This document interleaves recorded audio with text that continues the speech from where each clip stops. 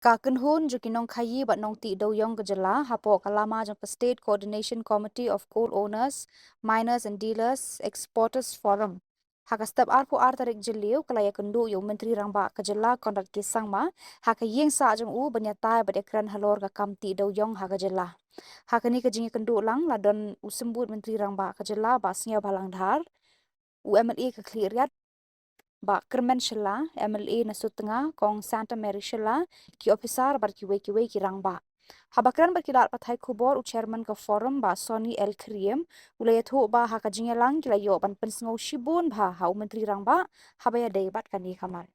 Hot jungi mentah ski bani Iakynduh ikilak patai Khubor, kolong ba mentah ski ke arpo arteri Jylla, arajar arfunreo, ngili Iakynduh yo kredo jangka state chief minister. Mr. Konrad Samla.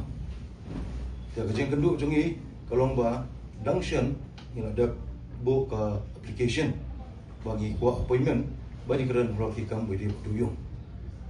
Te miskontenat ba nakaliang chief minister ulah simkia ini kakang buat ulah kot lawer ni mana keski buat hakan ni kerja ya Iakynduh jungi chief minister kalong ba ladon ru advocate general naga Law Department antara ladon ki official jangka mining and geology ladon ru ki Markhmat paiba ki bakentu bikong Santa Mary Shilla ki ba Kynhun Shilla ba Gabriel walang ki baya danang atala por mi Iakynduh siam ka por mi Iakynduh mena kelong khatwe bije hangte ya yeng jo official resident yung chief minister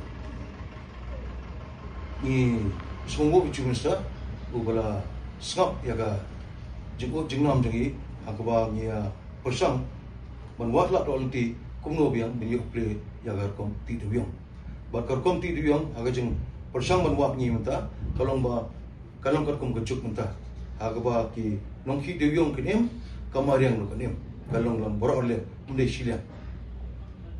We are very grateful to the honorable chief minister who's been so kind enough, and today 22nd June 2026, being a holiday, he still find time to meet us. In the meeting with the Chief Minister, the Deputy Chief Minister, Meghalaya, was also present, and then 3 legislators comprising Mary, Santa Mary Shilla, Gabriel Walang, and Kermen Shilla also was present, and the official from the DMR. Our sole objective of meeting the Honorable Chief Minister is that we intend to urge upon the government that kindly take the initiative. How do we resume coal mining?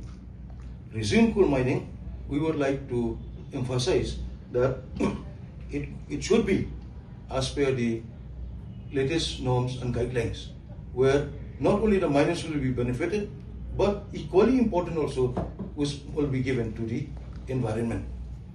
And at the same time, if this thing work out and materialize, then the state government also will gain revenue. Tiada ni ka meeting jungi, kami Iakynduh menta, kani ka State Coordination Committee, jungi Nongkhaīi Dewiong, Dewiong, Shalan Dewiong. Ia dan lang hakalama agi kat ka State Coordination Committee of Coal Miners, Dealers and Exporter Association. Hangne idon ki the jungi na po East Jaintia Hills, West Jaintia Hills, Southwest Khasi Hills, West Khasi Hills, but na po Garo. Kini ki polok na Garo ro, kin sakran lang, happy